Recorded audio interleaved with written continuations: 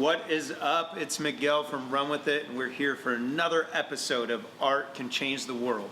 It's where we interview artists and those who work within the arts industry to hear stories of how art actually can change the world. Today we got my friend Vi Tran. And Vi, would you mind telling them what you do in the arts world? Well, sure.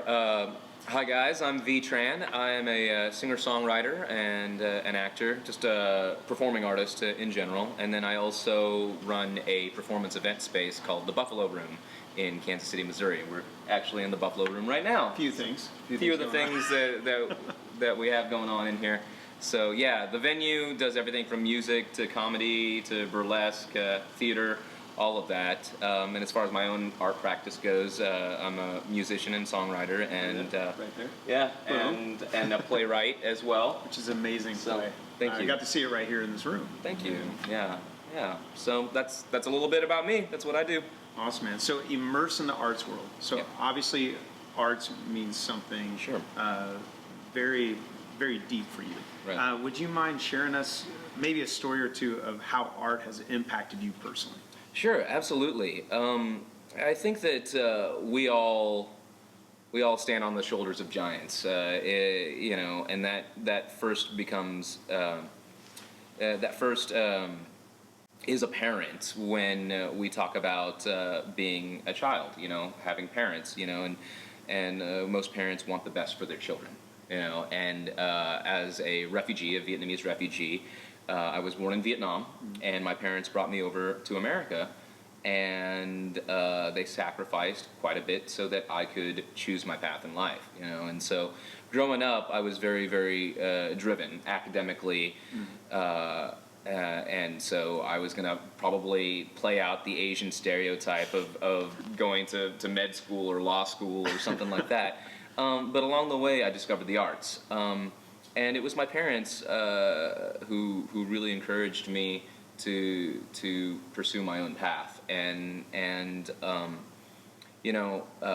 law and medicine are admirable careers, but as hard as I worked as a student, it wasn't what fulfilled me, going down that track. And when I discovered the arts, I found my calling as a storyteller, And my parents encouraged me with that, because they said, we didn't bring you over here to play out a stereotype. We didn't bring you over here to force your path. We brought you over here so that you could choose. We brought you over here so you could have the freedom to choose. And I chose the arts particularly because of that storytelling element, and being able to connect.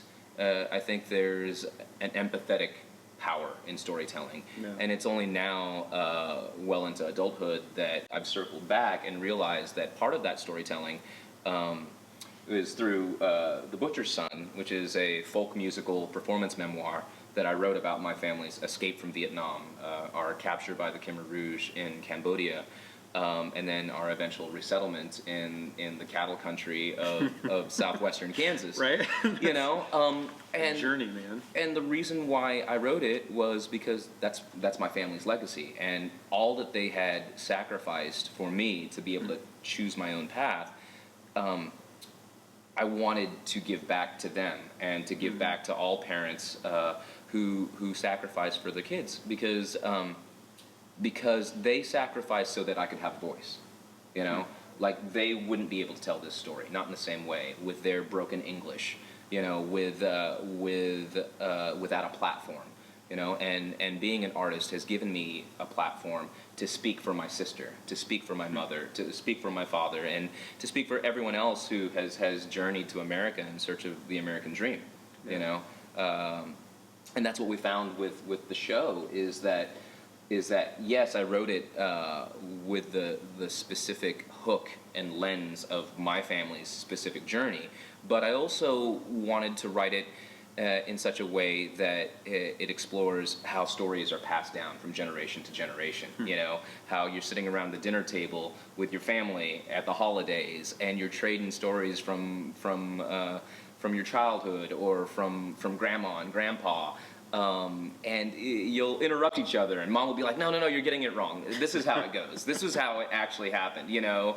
And your sister's like, what do you know about escaping Vietnam, V? You were asleep the whole time. Like, you were this small. You were this small. I carried you, you know? And so I wanted to capture that element to remind us all we're brothers and sisters and mothers and fathers, and I really got to see that impact with the audiences that came to see the show, because it wasn't just Vietnamese people saying, "Oh yeah, that's my family." Yeah. You know, I remember one reviewer. He wrote this in his review, but he turned to his wife 20 minutes into the show, and she was sobbing, and he was like, "What's wrong?" And she's like, "That's my family. Wow. That's my family," even though it was she was a different ethnicity and it was a different generation, but it was her story too, and that was the intent for me, and I think that that's the power that art can have.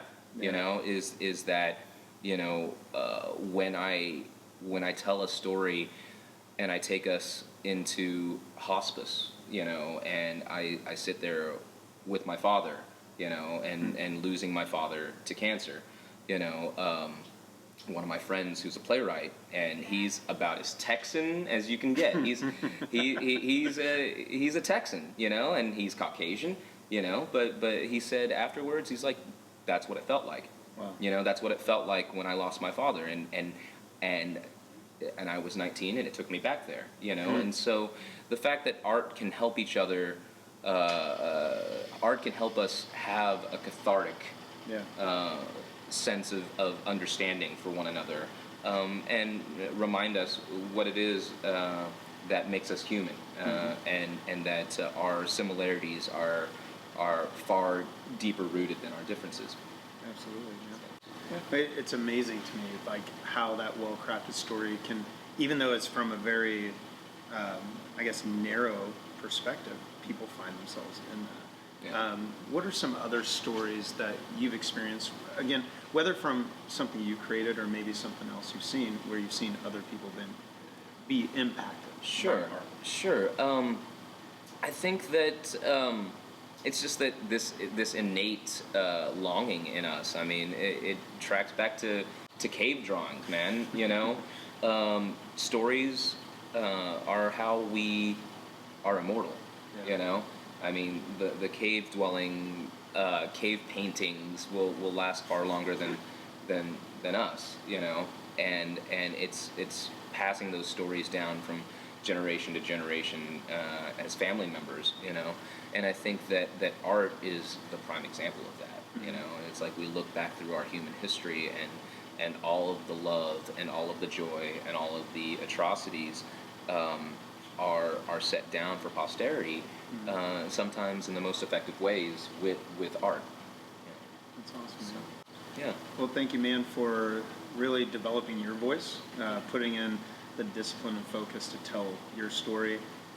Like I said, I sat right in this room being impacted by that very story. Thanks for creating a venue here at the Buffalo Room to help other people do the same thing. And yeah, man, it's amazing. So. I think that's what we need to remember, you know, amidst all the conflict, amidst all of the, you know, the uneasiness as we wade through our lives and through the world. I mean, the world can be a scary place, and it can be intimidating, but if we remember to tell our stories, then I think that we'll have a greater understanding for each other, you know, and that's what I hope. I hope that telling my story inspires other people to tell their stories. I hope that running this venue as a place where original work can be created and can help other people tell their stories. Because when you wade through and cut through all of our differences, then you see,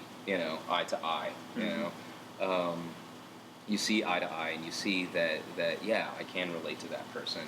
I can draw a parallel. I can empathize with their struggles and their journey. You know. Absolutely.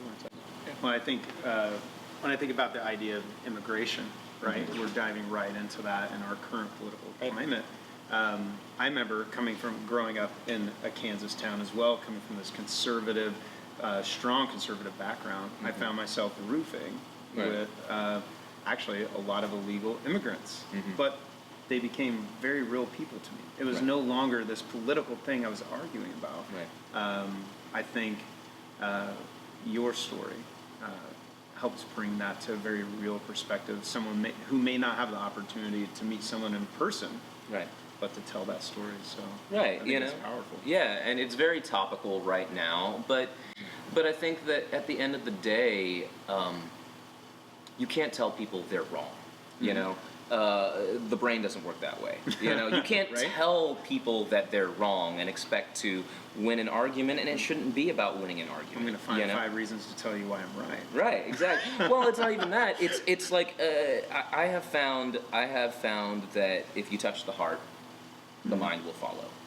You know, if I tell you you're wrong, then I'm drawing a line in the sand, and we may never come to an agreement. But if I write a song, or if I write a play, or if I paint a painting that tugs at something in you, and it gives you a common ground to be like, wait, you know what? I do recognize that in myself, or I do understand that. We may not agree on any of these other things, but I understand that. You know,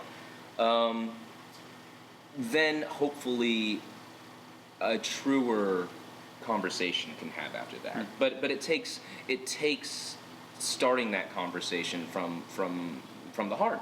You know, as cheesy as that may sound, but it's like, yeah, no, you're not gonna win someone with an intellectual argument. But if by sharing stories back and forth, we can connect to that greater part of our humanity, our better angels, if you will, then hopefully a conversation can be started. Absolutely, man. Well, thanks for starting those conversations. And why don't you let the folks out there know where they can connect with you or connect with your music or Buffalo Room? Sure. Yeah, you can find Buffalo Room online. Our Facebook page is Buffalo Room KC. You can find me and my band at Vi Tran Music. Also on Facebook. Those are the easiest ways to catch us. And so we hope to see you from the stage sometime soon, or at the venue. So thanks, guys. Thanks for joining us, man. Hey, thank you, man. Awesome, man. Well, much more to follow from Art Can Change the World.